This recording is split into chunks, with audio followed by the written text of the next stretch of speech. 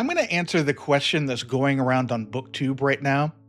What are the 5 most difficult books you've ever read? So let's get into it. I've upped the difficulty of this, however, because apparently I am that guy. I'll list books that are either unmentioned or undermentioned on BookTube. I originally, for example, had Ulysses, Sound and the Fury, and Beloved on my list, but those books have been discussed to death. I'm also not going to mention Finnegan's Wake because I've always thought it was a one-trick pony. And look out, I'm already getting controversial. The first challenge that I had when putting together this list was to determine what difficult means in terms of reading. I considered page length as a factor because time and attention it requires, but I think for a lot of people, length as an indication of difficulty fades after a while, especially after you get accustomed to reading long books. So I didn't want to use that. For this list, I'm going to go with a couple of criterion. Number 1, density. This is for books that pack metaphors and allusions into every little square inch of the text. Number 2, language. For the level of specialized usages, sentence depth and complexity, and also varied vocabulary. Number 3, narrative technique for levels of experimentation, form, and also point of view. Number 4, finally, world building for how inventive and or alien the author's world appears. How much does it take us to get into that book? I also promise to apply these criteria with a distinct lack of regard and uniformity too. In no particular order, I'm going to begin with 2 honorable mentions. Neither of these are classic novels. They are in fact labeled poetry. But both of them have a fundamental narrative quality that binds them into single volumes. Plus, the internet said that I can consider them books, so I'm going to run with that absolutely correct assessment. Number 1, Claudia Rankine's Citizen describes experiences with race and perspective in some fairly unusual ways. It's difficult to classify. It's not really poetry. It's not really prose. I think it's more of a mixed media meditation. It employs images, visual art of multiple forms, and yes, poetry and prose. These elements intermingle in ways that make readers see them both individually and intertextually, that is, in discussion with one another. What does this mean? You can read each selection in the book on its own, like a poem or a short story, and it will make sense. But the book invites readers to make connections between different sections and also the different artworks. I noticed, for example, that Rankine has several collage art pieces in her book Citizen. Several of them provoke audiences to consider collective experiences, particularly that challenge conventional thinking on intimate racial experiences. So, the book has many different ways to be read, but in general, it represents an attempt to make unspoken or inarticulable experiences more material by representing them in the most effective ways possible. That is, the medium through which we view experience, these experiences, which are the poem, short story, and visual art, they create different experiences, or even we can say lenses, through which we can translate the image or the sequence of images in Citizen. Sometimes, for example, depicting fear and isolation doesn't work with language alone. And perhaps a collage or a piece of art may evoke a more visceral response that prose or poetry descriptions just cannot convey. I was particularly struck by this one image. It was a cabinet, an antique cabinet of these stark white busts of the same man over and over and over again. The placement and the antique setting reminded me of a lot of the pseudo scientific methods to which Black men were subject in the 19th century. Movements like phrenology or the study of the head shape was used to justify existing prejudices in both the 19th and 20th century. Another one of the more effective techniques she uses is her use of second person or you. These narratives implicate the reader in the action of the story or the poem. It makes experiences of, for example, a hooded man walking down the street more intimate. So her work's effects provoke a personal reaction from the reader. It's a layered book that actually asks a lot of thought and empathy and introspection from its readers.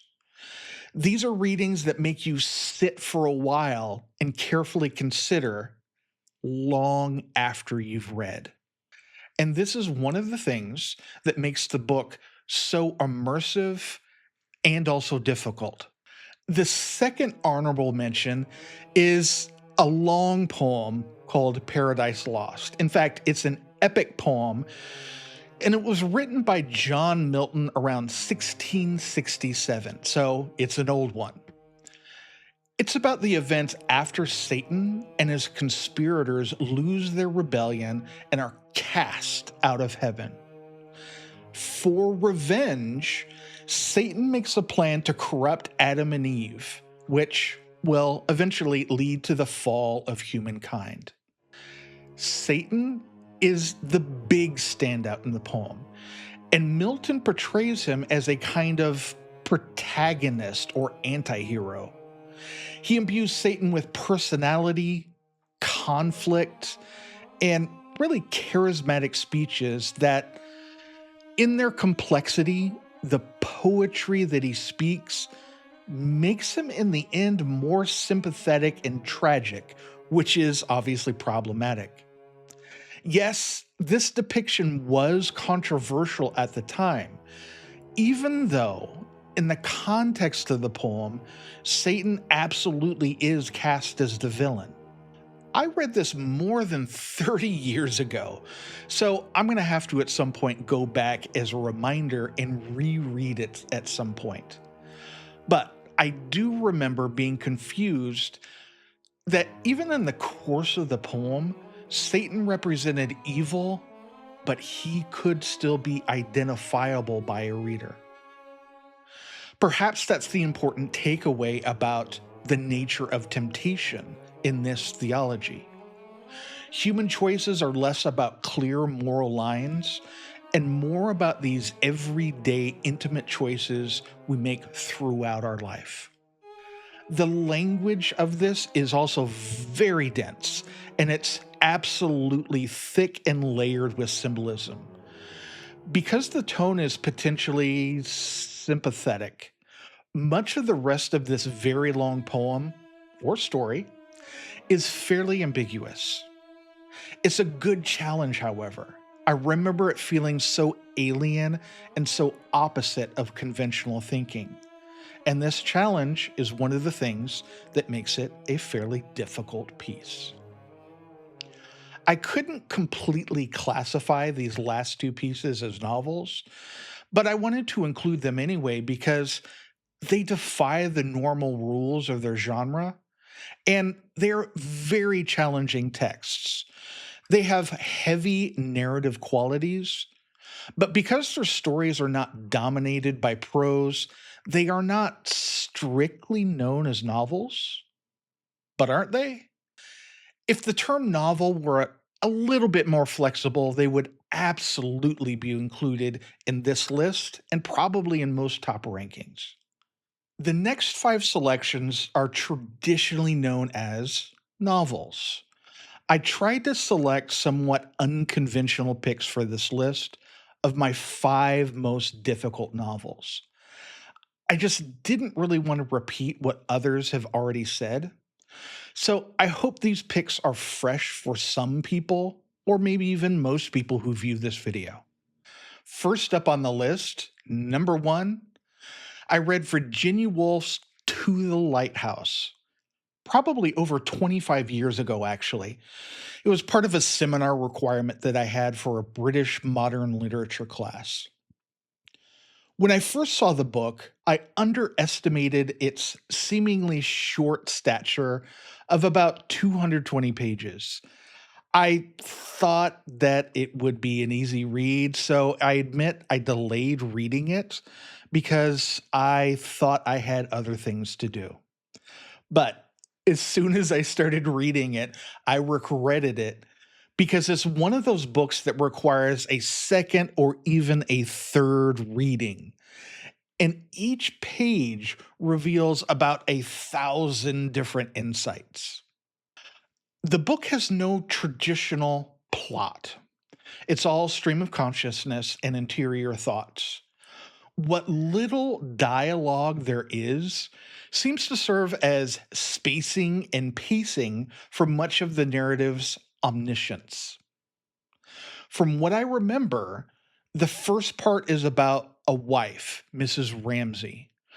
She wants to go to a lighthouse to visit and just see the sights, but she's either prevented or dissuaded from seeing it by various people who include her husband and her dinner guests that evening.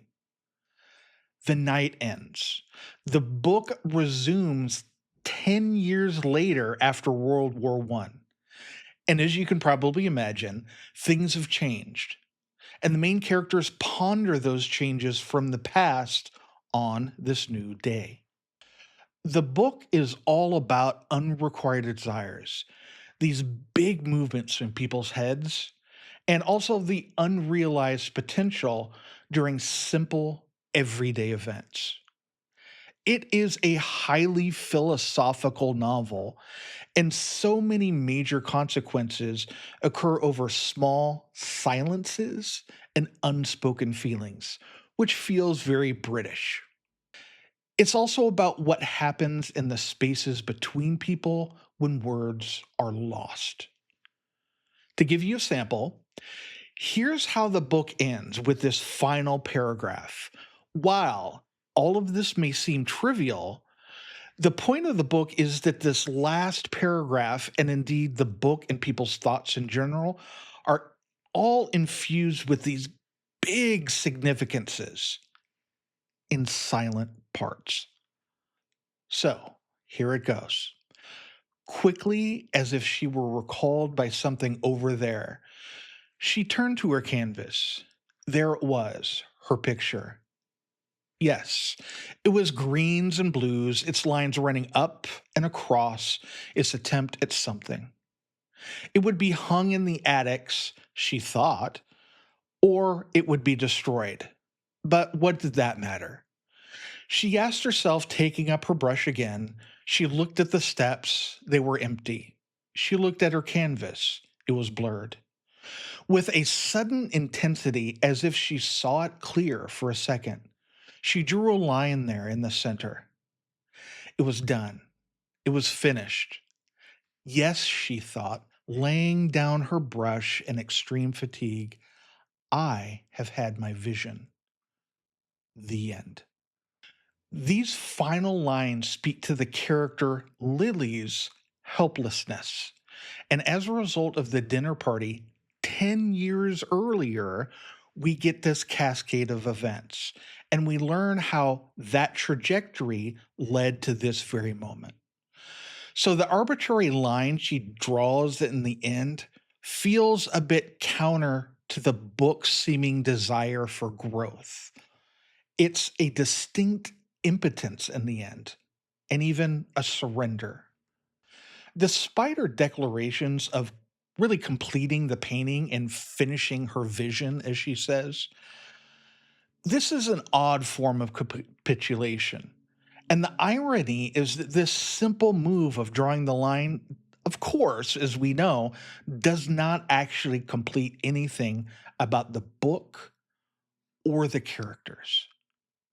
And it's in these significances, in these moments, times that seem inconsequential, where big things happen. All of this big meaning is what makes this book difficult. Number two, the second book.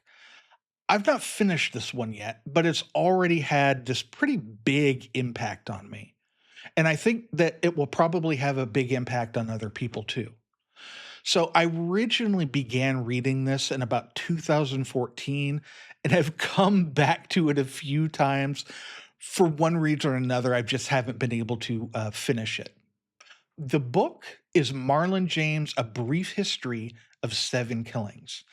And this one takes time to read. This may also be the exception to my rule that length does not equal difficulty. I say this because the book has a lot of different narrators, and that's actually a feature of the novel. These narrators, with all of their different points of view, make the story difficult to piece together. But that's kind of the point of the novel.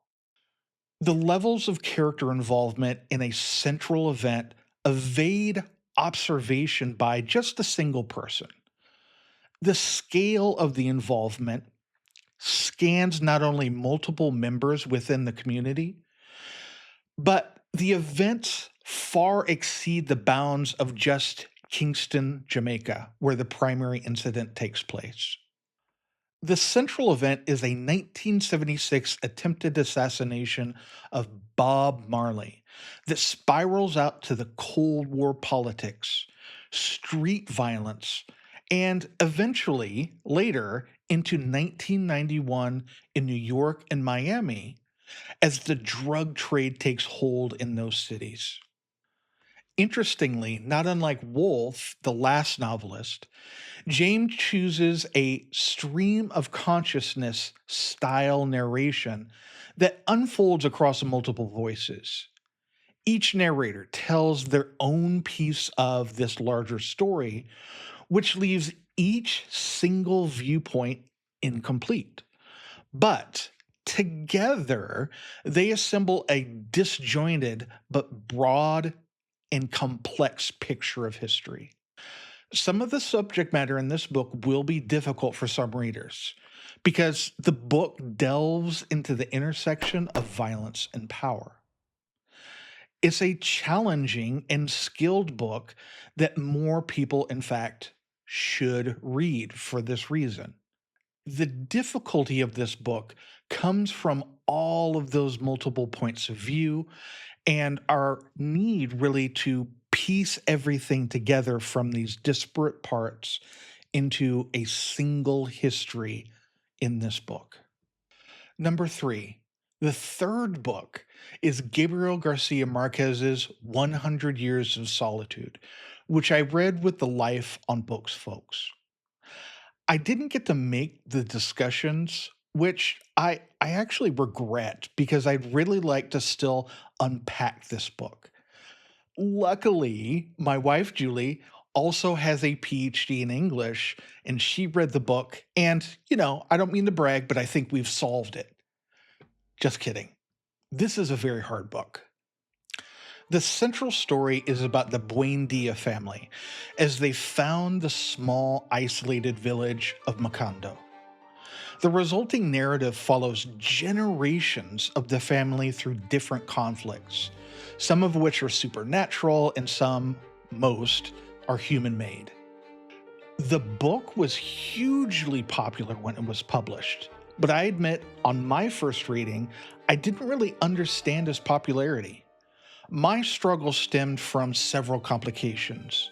One, right now, I simply don't have the background to understand why its stories were significant. This is one of the reasons that you'll see in other parts of my channel, I've been diving more into Latin American literature so that I can better understand the premise of this great body of literature, but I admit also 100 Years of Solitude. First, this book, in its early events, follows supernatural folk myths like, for example, a plague of insomnia that erases the town people's memory. But most of the conflict elsewhere in the novel is human-made. The mix of real and magical events often shift reality in a way that destabilizes conventional Western lenses. So, readers may have difficulty, even in the course of the novel, understanding what is real. Second, the book makes a point about the Buendia's incestuous family line. Why? I now know that it relates to this internal cycle of violence that's perpetuated by the constant obsession everyone has with politics and power. Several characters have very similar names, and they cycle through these names in each generation. Keeping together the who and what and when of the story becomes very difficult, which is why so many editions of the book, and I don't know, maybe all, come with a map of the Buendia family tree. Throughout the book, the characters are very difficult to keep track of. And even keeping track of generations is fairly confusing. Third, Macondo seemingly has a timeline in which new events are introduced, but Macondo appears to lack kind of this sense of history. Because the characters seem to tread water and cycle through some of the same political and familial problems. As a result, Macondo is figuratively timeless and placeless, and it therefore lacks a sound anchor for passing time and place. Again, all of this is a feature of the novel that makes a significant point that I now know is about the cycles of, again, perpetual violence and politics that inhibit Macondo's social progress. But all of those features make this a difficult novel to follow. Number 4, I have a previous video about our next novel called The Obscene Bird of Night, and it's by Chilean author José Donoso. This book definitely ranks high on my difficulty list, obviously because it's on this list.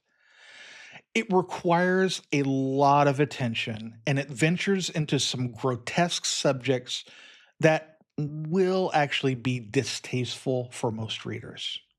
However, this book's achievement with narrative structure, voice, myth, and character make it such an impressive feat. It includes several levels of reality, a labyrinth made for an aristocrat's outcast son. There's a writer who may also be a character called Mudito, which means little mute. And there's also an influential family's collapse in this.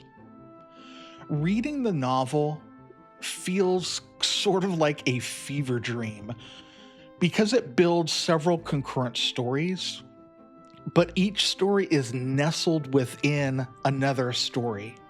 For example, Umberto, the writer who has the hallucinations, he leads into other nightmare scenarios where the other characters reside.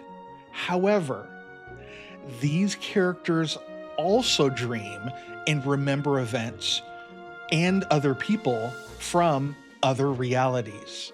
So, it's like a nesting doll of other realities. The narrative voices shift, but unlike Woolf's or James's turns that actually have clearer signals, Donoso's narrative shifts are often in mid-sentence. Personally, I can tell you this, as I read, it took me a few sentences, often before I realized Donoso changed to a different narrator in a different reality.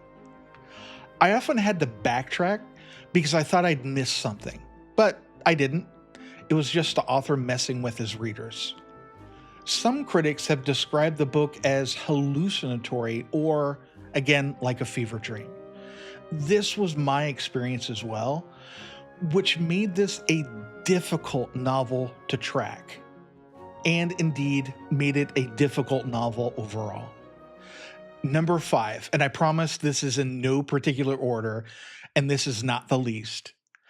Another most difficult novel is Divine Days by Leon Forrest. This one has the distinction of being the rarest novel on this list. I did a video a while back in October of 25, and I discussed its cursed publication history, which led to things like its unfortunate disappearance from public notice. Divine Days, like these other books, is a masterpiece and a skilled achievement in literature. It's intimidating. It's almost 1,200 pages in length, and that may actually have contributed to its lack of attention. But despite this difficulty, I found it entertaining, enlightening, and also highly readable despite its difficulty. The central story is about Joe Bear Jones, who returns to his South Side neighborhood in Chicago in 1966. He's returned from Army service to find this expansive mystery following the disappearance of local legend Sugar Groove. As he searches for Sugar Groove, Jones encounters a dark but hilarious character named W.A.D. Ford, who runs a local cult named Divine Days. And he likely has a number of other side hustles for which the FBI wants to interview him. Through his search, Jones becomes involved with several other very big personalities around the neighborhood. And this takes him to an interwoven historical discovery of Sugar Groove's past, his mythos, and also his tragic reality.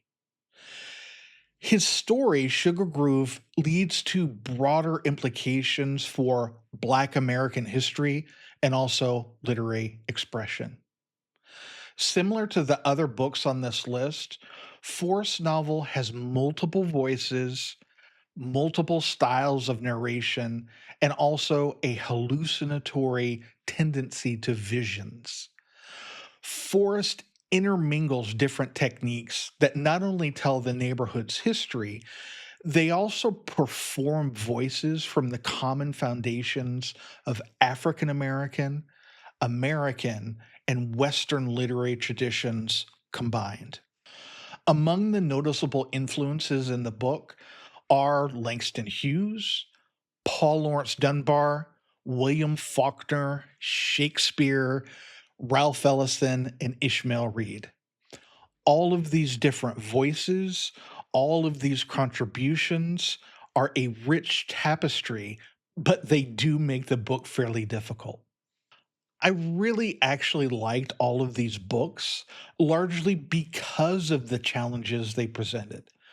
This is also what I like in general about literary fiction, is difficulties are not only found in their plots, but also often in the presentation and affect. So at their best, books can help us reframe common thoughts, or they can help us sprout new horizons that help us grow and develop our knowledge of the world and ourselves. It's this type of introspection that I want this list to actually celebrate. I also hope this list encourages your further adventures into difficult texts. That's why I'm here. Because these novels are the types of challenges that can activate your eye opening states of wonder. And this is why I bring them to your attention. This has been Tilting at Tomes. I'm Ben.